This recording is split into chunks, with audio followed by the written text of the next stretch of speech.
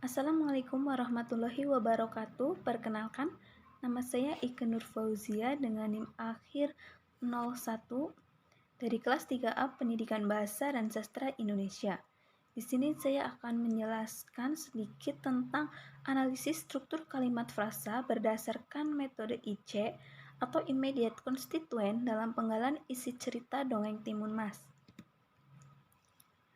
Yang pertama, frasa merupakan gabungan dua kata atau lebih yang membentuk suatu makna. Analisis bawahan langsung atau immediate constituent analysis sering disebut juga analisis unsur langsung atau analisis bawahan terdekat, yaitu suatu teknik dalam menganalisis unsur-unsur atau konstituen-konstituen yang membangun suatu satuan bahasa, entah satuan kata, satuan frasa, satuan klausa, maupun satuan kalimat. Kemudian, pengertian immediate constituent atau unsur langsung menurut beberapa ahli. Yang pertama yaitu komponen-komponen yang dihasilkan dalam tahap pertama dari analisis konstituen, yaitu merupakan pengertian menurut Krida Laksana pada tahun 1982 halaman 92. Kemudian satuan-satuan bermakna yang secara langsung merupakan bagian dari satuan yang lebih besar dan satuan-satuan bermakna yang merupakan bawahan langsung dari sebuah konstruksi, yaitu menurut Alam S.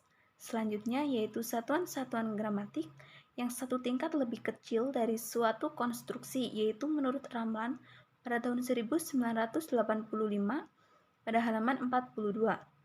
Kemudian, yaitu satuan-satuan gramatik yang satu tingkat lebih kecil dari suatu gramatik kompleks, yaitu merupakan pengertian menurut simpulan dari Ramlan dan Bloch and Traeger. Kemudian, prinsip-prinsip penentuan unsur langsung menurut simpulan dari E.A. Nida pada tahun 1978 halaman 91.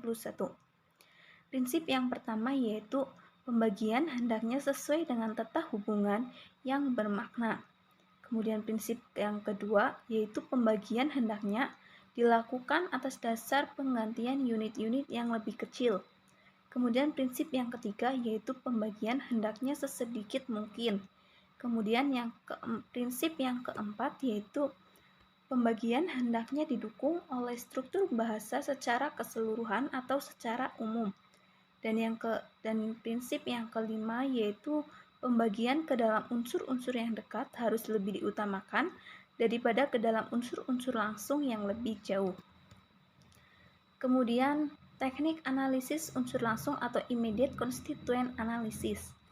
Teknik ini menyatakan bahwa setiap satuan bahasa atau yang bukan akar terdiri atas dua unsur langsung yang membangun unsur bahasa itu.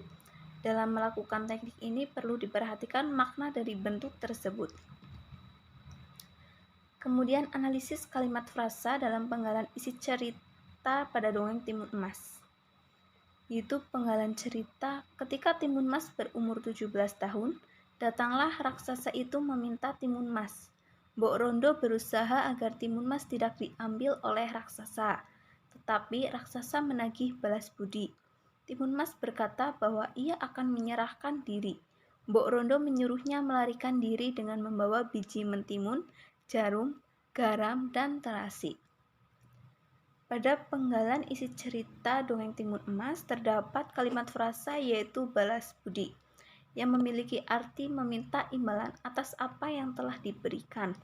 Dalam kalimat balas budi, berasal dari kata balas yang memiliki arti membalas dan kata budi yang memiliki atau yang merupakan nama orang. Kemudian di sini kita juga akan menganalisis kata pada penggalan isi cerita pada dongeng Timun Mas.